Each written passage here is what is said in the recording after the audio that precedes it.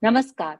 You are watching Dr. KK Med Talks Fridays with Dr. Anita Kant, non-stop show 1048 episode. Let's have the headlines of the day.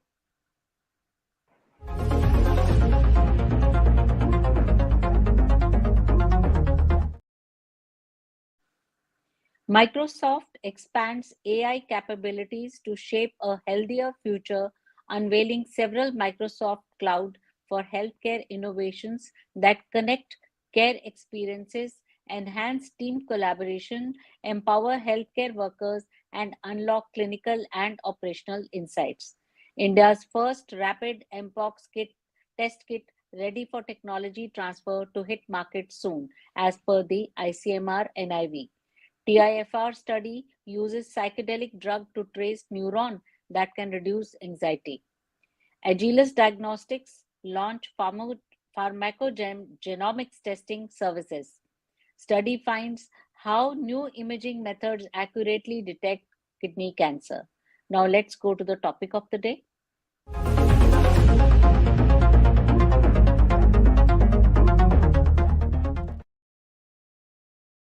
सारी नई innovations की, नई techniques की, AI की entry into health care की बात करते हैं, पर आज हम बात करेंगे कि क्या हेल्थ ब्रेक थ्रूज हुए हैं भारतवर्ष में पिछले 77 ईयर्स में। और इस जर्नी के थ्रू ले जाने के लिए हमारे पास हैं doctor Sharda Jain. Dr. Sharda Jain is a distinguished leader in obstetrics and gynecology with over 20 years of faculty experience in renowned institutions like PGIMR Chandigarh and Lady Hardinge Medical College. As the founder and secretary general of Delhi Gynecologist Forum, she has played a key role in promoting women's health and upholding medical ethics in India. Dr. Jain has served as an expert in OB-GYN on the ethical committee of both the MCI and the NMC, contributing significantly to setting high standards in medical practice. Her contribution to the field have been honored with numerous awards, including the Lifetime Achievement Award and the Living Legend Award. Dr. Jain is deeply committed to teaching, advocating for doctor safety, enhancing medico-legal awareness, and making her a respectful figure in the medical community where everyone looks up to her for latest knowledge, looks up to her in times of need, and she is continuing her profession and also guiding all of us through all our tough times and good times. Welcome, Dr. Sharda Jain. So, आज का topic हम शुरू करें, ma'am. Yes, ma'am. It It's a is a pleasure really always to be associated with you. It is an honor to have you over, ma'am. So हम health care in the last 77 years of independent India की बात कर रहे थे. तो how has this evolved, the healthcare field evolved since independence? I think it is very eye-opener for me and you and for the people who are listening that since the time we have got independence, 1947, what we had and where we have come a long, long way. I think, at that particular time, if you take the indices like maternal mortality was very high, it was at 2000, infant mortality was very high. In terms of fertility, it was very high. And then, many diseases like smallpox, polio, tuberculosis, rampant anemia. I think slowly, I think in the last 75 years, I will say that we are definitely slow, but our achievements are spectacular. And you'll be happy to know, and our viewers also will be happy to know if we just go down few of the things.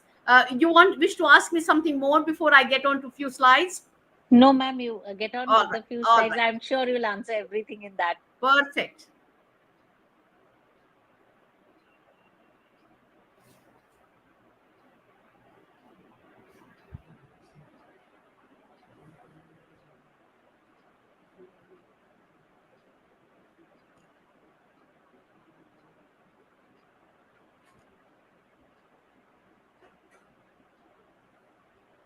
As you can see here, that there is a marked improvement in the key health and the demographic indicators. And these are life expectancy, Life expectancy in 1947 was just 32 years. And now we find in 2023 it is 70 plus. As far as the maternal mortality is concerned, when we got independence, it was 2000, unbelievable.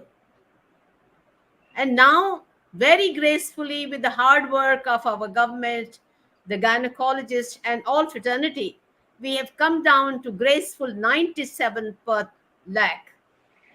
And it is said that by 2030, as far as goals are concerned, that we should be 70, will be very easily 70. But we want to be like developed countries where we'll be one digit. I think we will definitely able to do it. As for the infant mortality is concerned, one can see here that it was, when we got independence, it was 145. We have come majorly down to 28 per thousand live births. As far as our total fertility is concerned, we are at 2. In fact, to be very exact, in 2024, we are at 1.94. And it is expected by 2050, it will be 1.8. As for the adolescent fertility is concerned, it is at 1.63. And the people who are educated adolescents, it is only 1.1. As far as the menace of female feticide is concerned, Anita will vouch with me that it was a nightmare. 10 million girls were lost due to female feticide since 1990. Almost 50,000 girls were lost annually. And now we find gracefully that it came down to 2011 census, 943 girls to 1,000 boys. During this National Family Health Survey, when the COVID was there, our females were much, much better. It was 10-20, but that's really not right. Now it is said that today's time, for 1,000 boys, we are 943 girls. And by 2036, girls will be 952. Our expected population today is 152, which is going to be in 36. And that time, the female population, which is 48.5%, will be 48.8%. As for the disease eradication is concerned, I think kudos to India. Smallpox had been eradicated long back. 1979, yes. Polio went out of India. 2014, we are free of guinea worm and yaw disease. As far as the maternal and neonatal tetanus is concerned, we are free of it by 2015. The goiter had disappeared by simple intervention of salt iodization. Malaria, at present time, when we got independence, it was 75 million in a population of 330 million. In 2020, it is 5.6 million, and it is the government aims to eradicate malaria altogether by 2030. As far as tuberculosis is concerned, I think the government aims to eradicate it by 2025, but it is in sustainable development target. It is by 2030, tuberculosis to khatam hi ho jayegi hamari country se. Now, as for the AIDS is concerned, I think, thanks to government of India, we had a peak time of 1.5%. Then in 2000, it came to 0.5%, and today we are 0.2%. And new cases have declined by 50%. There's improved survival is there due to antiretroviral therapy. And you'll be happy to know that there are 500 ART centers who are giving free treatment to 1.5 million people. Over to you, Madam. Okay. So what do you think were the major healthcare policies that came into practice over last 75 years, which have helped us achieve so much? Ma'am, as far as the key policy, all of you know about it, that National Health Policy came in 1983. And then there was launch of immunization program in our country, which was made universal immunization program in 1985. Then came the National Rural Health Mission. Then it was combined with the rural plus urban missions. And then you find lately it is Ayushman Bharat and Swachh Bharat. So I'm going to just dilate on this thing again with a couple of slides. You'll bear with me a little bit. Yeah, it's okay. Madam, in the last 1 week, trachoma has also been declared. India has been declared free Actually, of trachoma is trachoma. free. Yes, yes, Yes, yes. yes. Good.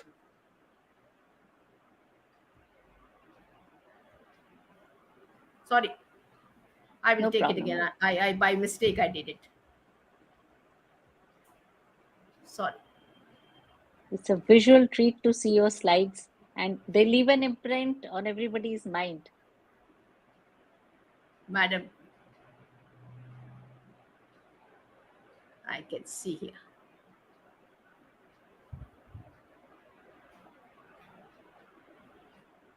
Now, answering your question, one can see here. I will just take tobacco, which is big menace as at Yes, present time. Initially, India invested in tobacco cultivation and earned a lot of money.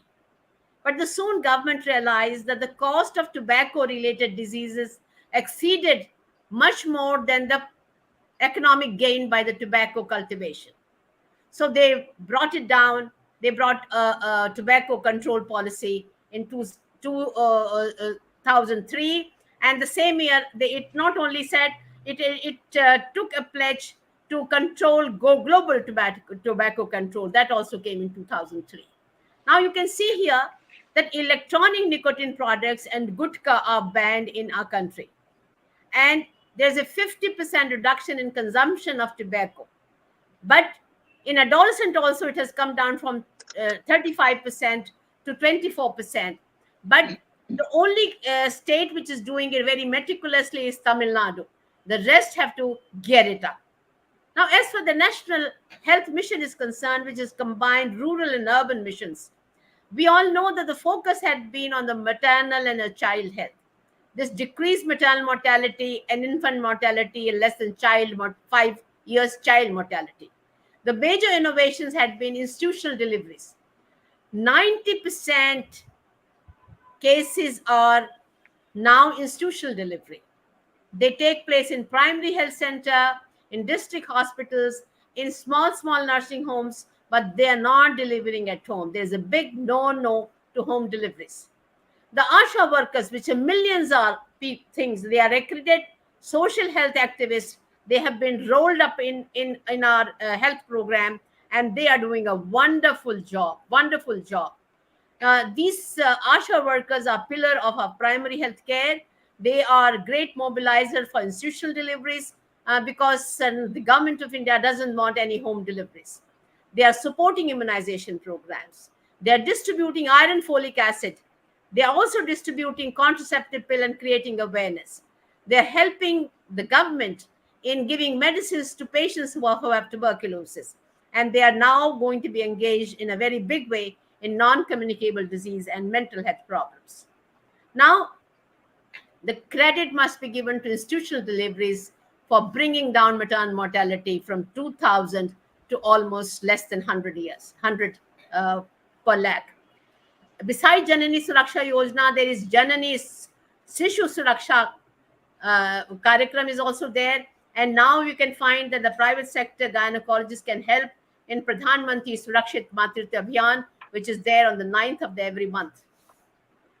Now, you can see that a Swachh Bharat mission, which was started 10 years back in 2014, only in 10 years' time, you can find that our open defecation has been reduced to nil, and is promoting sanitary napkins. It is creating waves. As far as Ayushman Bharat is concerned, again, a wonderful scheme which was started in 2018. It was a major leap in giving a free 5 lakh per year to people who are below poverty lines. So 500 million, which is 40% of the population, has been benefited. And now you know that in this September 2024, this year only, the senior citizens who are 70 plus, 70 and the 70 plus are also included, which also are going to big help to this senior citizens who family refuse to take care of them. Now, it's in Ayushman Bharat, there is a lot of focus has been there on a health wellness center. 5 lakhs health wellness centers have been started, which will be manned by the senior sister. They'll be manned by people who can teach yoga and in preventive care, and they'll be responsible. And all this screening will be there for hypertension, for diabetes, and for cancers like cancer cervix, cancer breast, and oral cancers. And I think, once the emphasis has been there on this non-communicable disease, which is taking 60% of the deaths of India, I think we will definitely see, once we discuss it out 5 years down the line, myself and Anita will discuss, I think the story will be very different. So yes, this is my third question: the role of vaccination in all these good things that are happening around us. I think, anywhere it is said that vaccination remove the disease which is prevalent and killing by the tune of 95 to 100%. जिन जिन चीजों का vaccination आ गया है, 90 to 100% बीमारी खत्म हो गई है. आपने देखा स्मॉल पॉक्स चला गया, आपने देखा पोलियो चला गया, आपने अभी और बहुत सारी चीजें हैं जो कि on the verge of going. So this is because of the vaccination. This vaccination was started in 1978 and it became a universal immunization program in 1985. Now it targets almost 300 million deliveries, which the pregnant ladies are giving tetanus and diphtheria toxoid, and the newborns are covered with 12 vaccines which are given free. Now, in Mission Indradhanush, which has been started from the last 10 years, the focus has been there on a poor vaccination coverage areas. And it is again doing wonders by bringing down child mortality in those areas. COVID-19 had been countrywide mass immunization. It has shown the world that not only we can take care of the Indian population by giving over 2 crores vaccination, but it has supplied vaccination to 110 countries more. HPV vaccination, government has announced that in national immunization program, the adolescent girls from 9 to 14 years will be included, and this will amount to over 1.4 crores HPV vaccination. It will be again largest in the world. This is going to be rolled out. The work is being carried out, and probably next year it will be rolled out. As for the access to medicine is concerned, we all know that India is a pharmacy of the world. And this is because of a policy which was taken in 1970. From product patenting, it became to process patenting. Now we can generate generic drugs and which can supply drugs to many, many countries. AIDS success story, all of you know. India's export of antiretroviral drugs to South Africa catalyzed the global movement of affordable medicines. You can see here, now an HIV patient can live like a normal person by spending only $1 a day. And currently there are 350 Indian drug manufacturing units which are endorsed by the European Union as well as by many US regulations.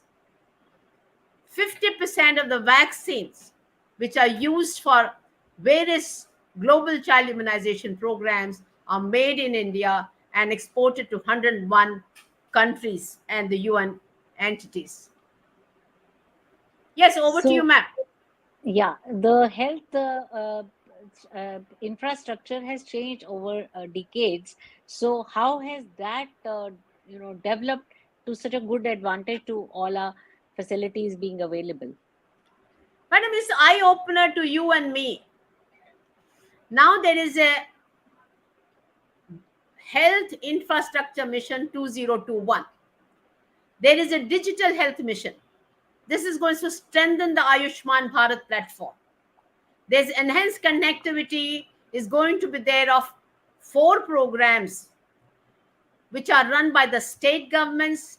Also, it will have a universal health coverage, and things are not far away when we all will have unique numbers of hours. Now we have telemedicine, which was illegal before. Now the legal barriers have been removed by the National Medical Council. Now we have COVID app. All our immunization of COVID are entered here. And in future, each and every diseases will be and entered. We will have a unique ID for ourselves, and all things will be entered as for our health indices are concerned. And point of care diagnostic systems will transform India's primary care in a very, very big way. What are these? This point of care test was innovated during COVID times. All of us knew pulse oximeter. We became used to our blood pressure apparatus. So now those point of care tests, every family will have kit for blood pressure checking up. Every family will have blood sugar checking up machines are going to be with them. So it has going to help the doctors and the people who have the disease in a very big way. And there'll be less strain on the individual people. Much people will be much more empowered, and this will do a very big work as far as non-communicable diseases is concerned. As for the supply chain management of the drugs is concerned and the consumers is concerned, it will become more efficient. And the disease surveillance also will become real time. I just now told you this is called ABHA, Ayushman Bharat Health Account. Each one of us are going to have a unique ID, and this unified health interface. Say if I'm Dr. Anita is here in Faridabad, she goes to Bangalore and she falls sick. Now they will be digital highway will be created, so all her records from the previous institutions can be transferred to these places from Faridabad to Bangalore. So I think this will integrate the health services across the country, which is not there in the best of the places in the world. And I'm sure India will be the torch bearer, and it will change the system of medical records from institution to institutions. And as for the diverse health systems are concerned, I am just going to close it because Pradhan Mantri ji feels the preventive care is with Ayurveda. But as far as the curative care is there, which is in the hands of modern medicine. And that's why they are bringing out medical pluralism for healthcare. Modern medicine is going to take care, which is composed of a high quality doctors, nurses, and the health professionals are going to cure the curative aspect. But the traditional system of our medicines are going to take care, that is yoga and the holistic Ayurveda things are going to take care of our preventive healthcare. So I think as for the strength of this particular country is concerned, they're absolutely big. Just 1 minute. I'm going to just stop presenting. Where is stop? Madam, where is stop? Yeah, it has stopped, ma'am. It is stopped. Okay, that's it. Yes. Ma'am. So you're free to ask me any questions now.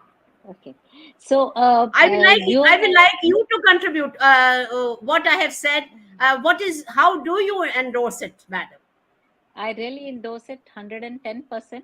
Everything you have said is the absolute truth, and every government policy has actually handheld the people and led them to the doctors. We do produce so many doctors every year, although many of them do go abroad, but still we have a lot many staying back and taking care of our own. And even in the rural areas now, more and more people doctors are moving and helping the people over there. And the we have to grow towards this system of health that it is available to them, because otherwise they switch to Unani, and they have good qualities in Ayurvedic, homeopathic, Unani systems. But if we have genuine enough doctors, definitely they can also help wherever those facilities are available. So things are changing, but somehow the India's approach to mental health care in recent years is something that I'd like to ask you about. Ma'am, the mental health policy has come very late. We all know that Indian people, because of scenario which is there in the country, there are a lot of anxiety is there in about 70% of people. and the depression is also close to almost 50%. We are stressed out quite a bit, but I'm sure, and the ratio of the psychiatrist with the general population, we find there's a lot of shortage of psychiatrists. But given another decade, we will find through these wellness programs, things are going to improve in a very big way. This is a neglected area, and this is because you can see there that the medical colleges are opening here left and right. Is because there is a shortage of doctors, and the Doctors. nurses has to be taken care. And you can find that the scenario, as far as the urban city is concerned, they are much better, but in rural areas, in slums, there are a lot of gaps. And I'm sure once the budget of health from 1.3 to goes to 5%, which WHO prescribes, I'm sure we'll definitely see that in another 25 years, when India is supposed to be Viksit Bharat, that particular time we will have lot of things, and we will not be in any way inferior to the Western counterparts of ours. That was very nice, and you ended beautifully on a very positive note. And I wish everybody has this optimism, because things are improving, and whatever you've said is the ultimate and the truth. So, thank you, Dr. Sharda Jain, for joining us today. Could you show us the certificate, please? Certificate to both Thank of you, us. ma'am. Thank you very much, doctor. No, Thank you thank very you, much, ma'am. doctor. You Thank you very much. really put it across so well and so forcefully that it is really ingrained in the mind. Yes, we are doing so well, and we'll do your even your better in guided future. questions your guided questions were very provocative. Just say that there was a flow as far the presentation was concerned. Thank you very Yes, and much, that Dr. Anita Kant, for giving me this opportunity to be not all. associated with you in this public Thank you. awareness programs. Thank you, ma'am. And the Thank you. visual presentation has really made an impact. Thank you so much. That will Thank you be very all much. for today. Dr. KK Med Talks will return tomorrow at 7 p.m. with another edition of the show. Keep watching Dr. KK Med Talks. Namaskar. Thank Thank you, you. ma'am.